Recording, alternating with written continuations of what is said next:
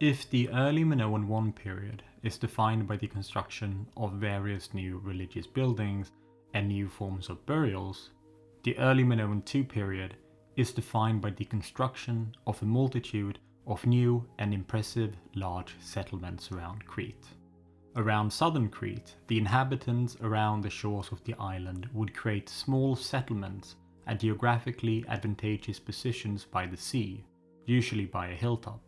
Tripiti, which we have discussed earlier, is a great example of one of these early settlements, a tiny hamlet constructed on a nearby hilltop overlooking the sea. The construction of Tripiti was started during the Early Minoan II period, and so was the case for various other similar settlements by the south coast. Two settlements, Myrtos Pyrgos and Fournou Koriphi, are both settlements located on steep hills overlooking the Libyan Sea. The area around Myrtos Pyrgos, or simply just called Pyrgos, seemed to have been inhabited since the final Neolithic, and was a small settlement by the time the construction of the nearby settlement of Fournou Koriphi was started at the beginning of the Early Minoan II period. Both seem to have been placed at an advantageous position by the sea, easily defensible but also able to engage in local trade. These settlements were situated along the land trade routes connecting eastern and central Crete, right by the outlet of the Myrtos River, which brings water down from the Lasiti Mountains, making the landscape quite fertile. Both settlements are located very close to one another, separated by a distance of no more than 1.7 kilometers. So if you stand peering out from one of these settlements, you could easily spot the other in the distance. Now, it is difficult to know what the relationship between the two would have been, but given their close geographical connection, it is easy to imagine that the two were closely connected economically and socially. In terms of archaeological remains, there is no difference in material culture during the Early Minoan II period. The real noticeable difference is that the area at Pyrgos, where Early Minoan II pottery can be found, is far larger than the area at Fournou Koriphi, which indicates that Pyrgos was the largest settlement and probably acted as a regional center for the area.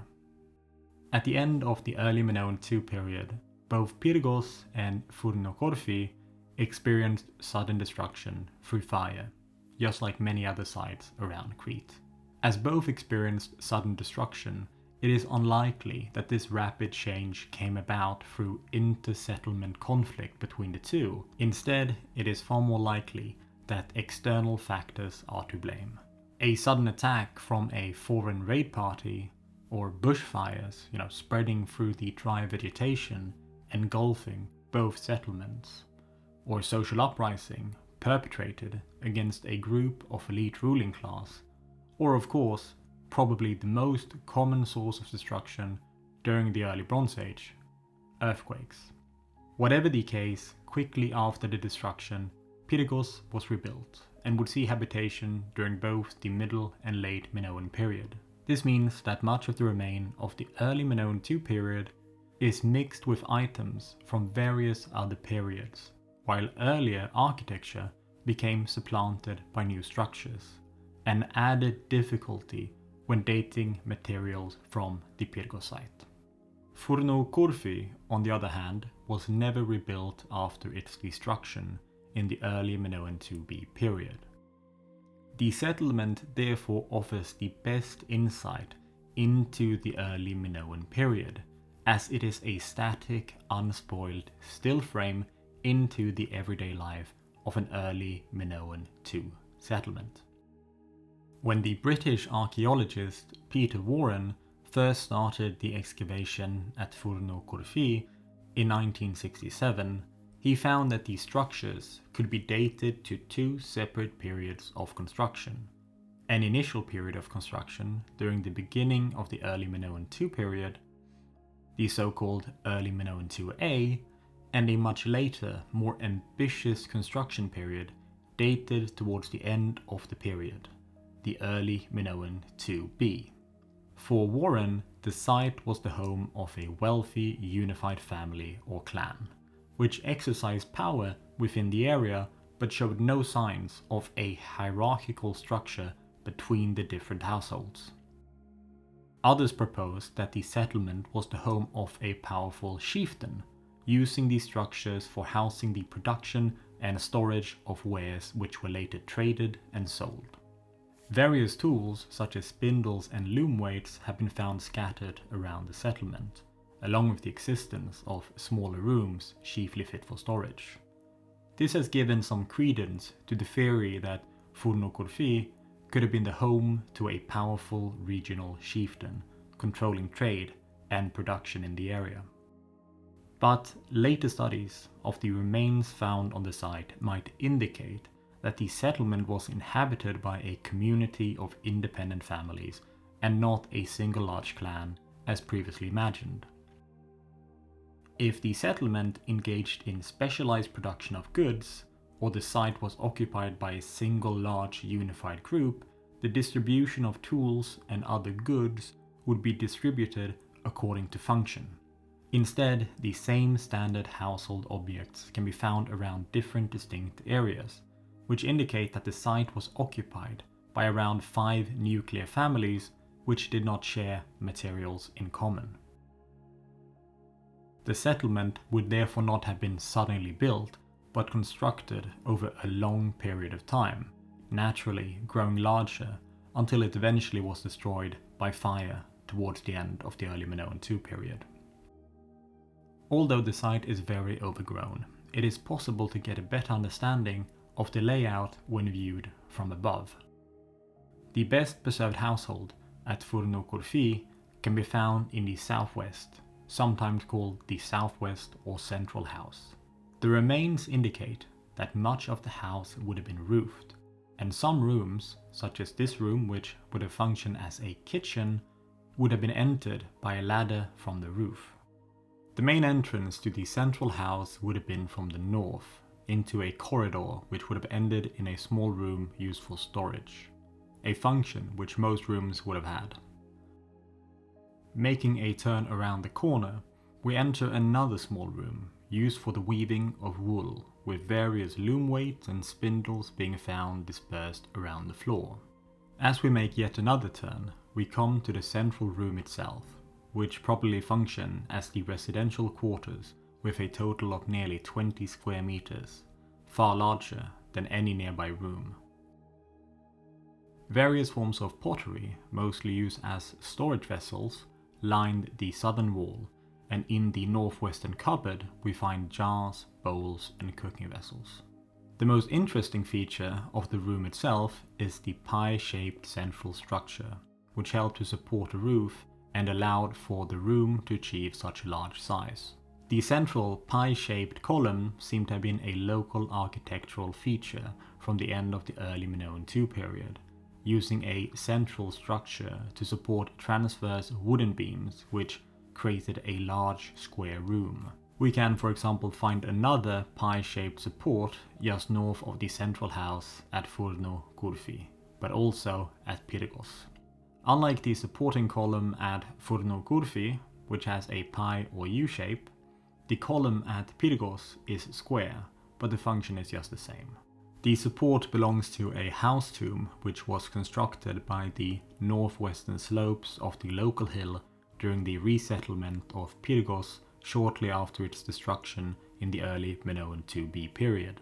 The house tomb had many similarities with other house tombs around Crete, with 2 nearby ossuaries for depositing the bones of the deceased and a small courtyard by the entrance of the tomb itself for communal feasting and ceremonial activities in connection to the burial.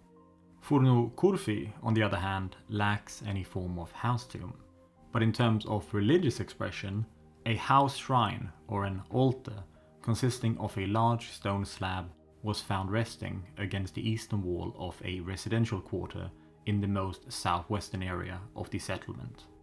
It is at the small house located just next to the previously discussed central house. Now, the existence of a domestic shrine located within a non-communal area, such as a household, might indicate that each household would have had their own private shrine, and prayers, along with worship, were undertaken in private. At the shrine, various types of pottery have been found, but an anthropomorphic hollow clay jug in the form of a woman is probably one of the most famous items from the pre-Palatial period.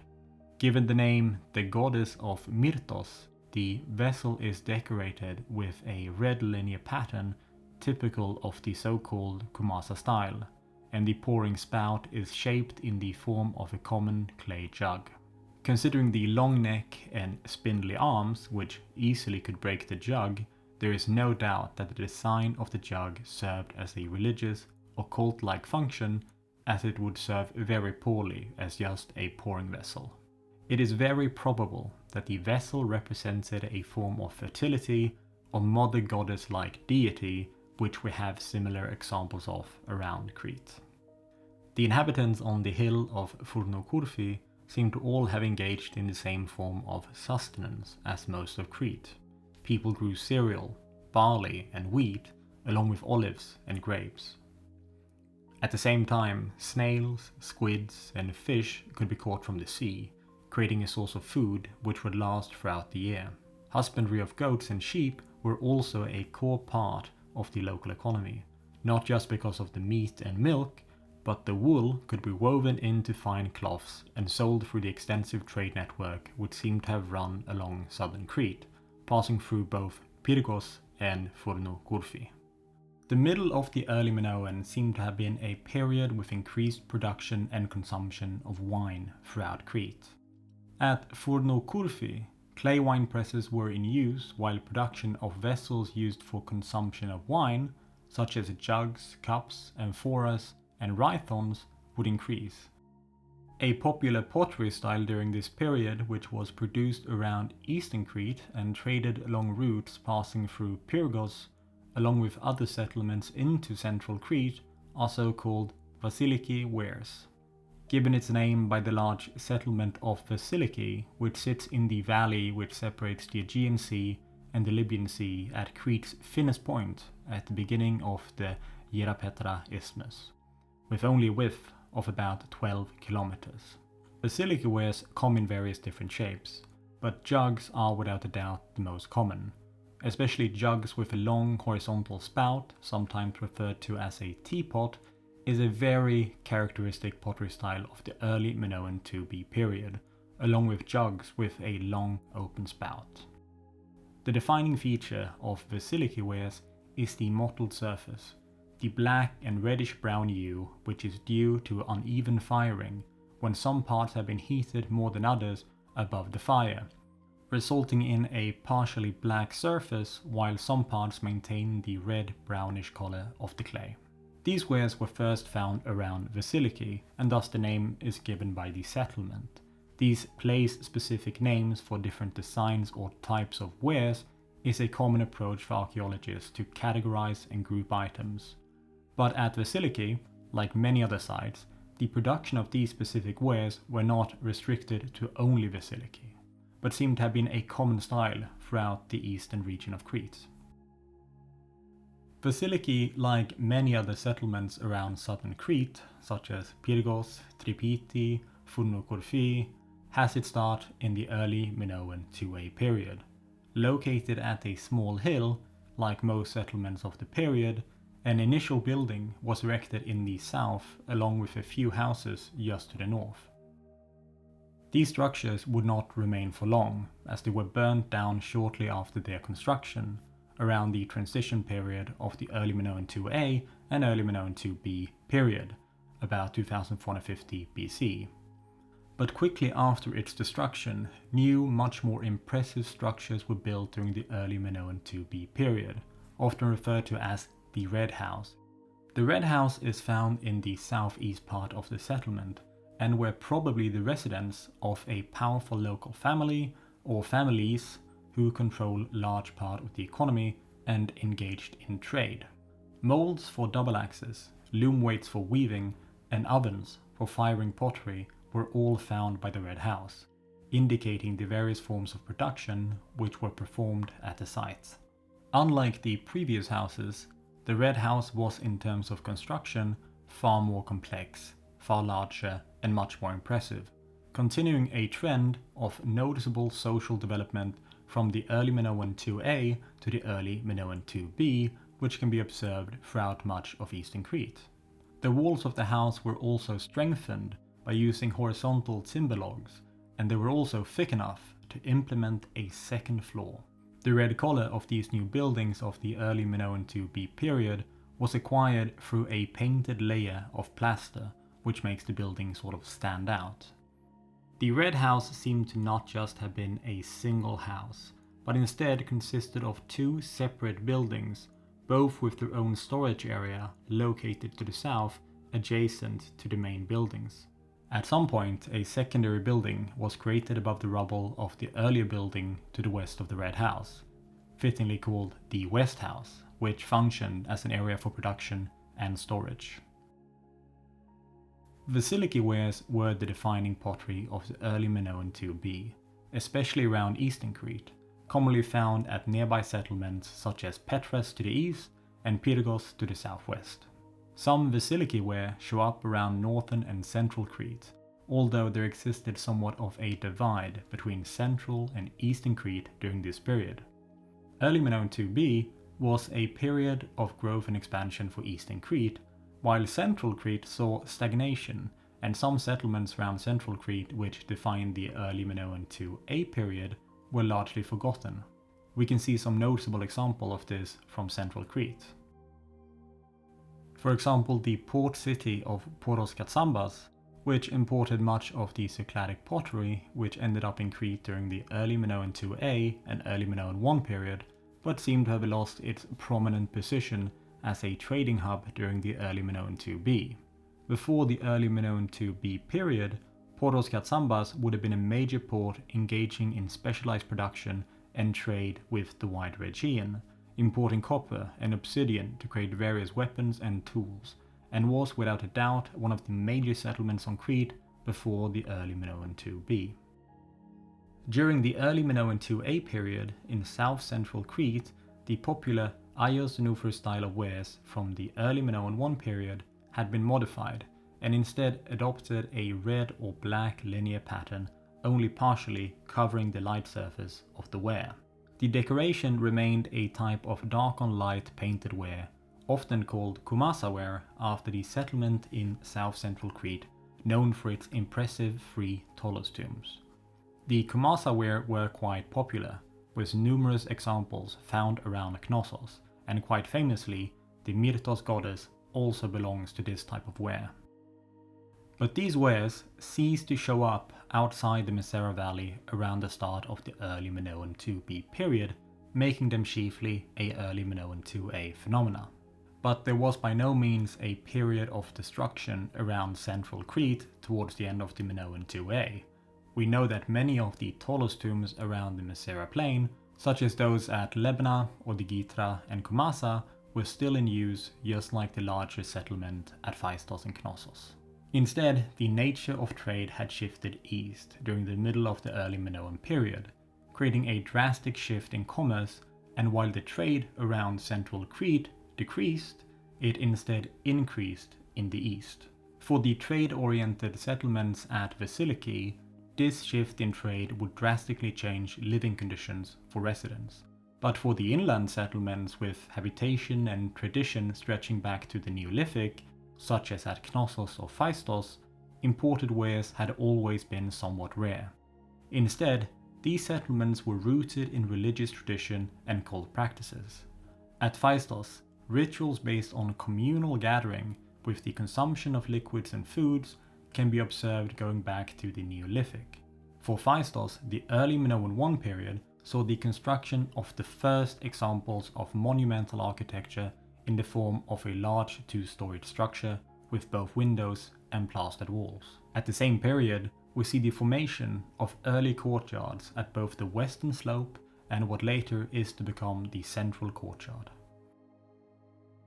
Here we can see the western courtyard and the central courtyard at Phaistos as it would look like during the Proto- and Neopalatial period with the Etruscan mountains in the background. Of course, the paving of the courtyard is a later construction, but the use of these areas for ceremonial and religious activities precedes the construction of the palace by at least a millennia and started around the final Neolithic, if not earlier. The development of Knossos during the early pre-Palatial period is quite similar to that of Phaistos. Ceremonial activities were commonly performed during the Neolithic atop of the so-called Kephala hill, where the palace of Knossos later would be erected and would continue into the early Minoan. Knossos was truly a religious center for central Crete, as the most common forms of wares found during the pre-Palatial period at Knossos are vessels for drinking, pouring and eating, basically cups, jugs, bowls and various other types of pottery used for communal or ritual consumption, which can be found dating from the Neolithic and onwards. These larger inland sites, such as Phaistos and Knossos, might be said to have been noticeably more inward focused than many smaller sites around Crete during the early pre-Palatial. This focus on local tradition and culture might make Knossos and Phaistos seem very isolated, but in a sense, this resulted in the cultivation of a distinct Minoan tradition. If we consider the early pre-Palatial period on Crete from the Early Minoan I to the Early Minoan IIB period, it becomes quite apparent that Crete was not unified under a single cultural identity. Instead, the island was composed of a mosaic of settlements which shared certain features. For example, similar forms of board games have been found around most of Crete, but as a whole, culture and tradition was not defined by homogeneity.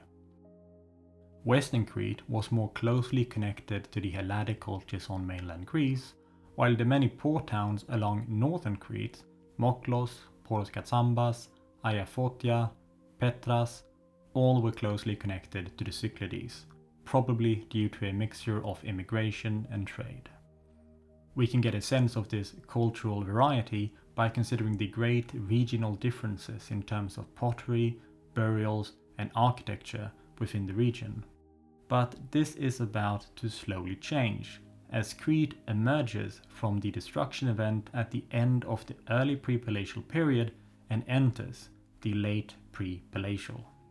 At the end of the early pre-Palatial, or the end of the Early Minoan IIB period, there is widespread destruction throughout Crete. The settlements of Vasiliki, Myrtos, Fournou Koriphi were destroyed, while many other settlements became deserted, such as the Cycladic settlement at Ayafotia, while sites like Palaikastro and Moklos saw limited yet consequential destruction. This period of destruction on Crete is part of a larger pattern of destruction and abandonment of notable sites throughout the eastern Mediterranean during this period.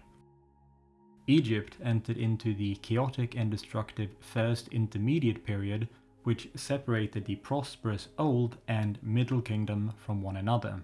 Around the Levant, settlements such as Ugarit and Byblos were destroyed by fire, and trade in the region was noticeably disrupted, isolating Egypt and its exotic wares from Crete.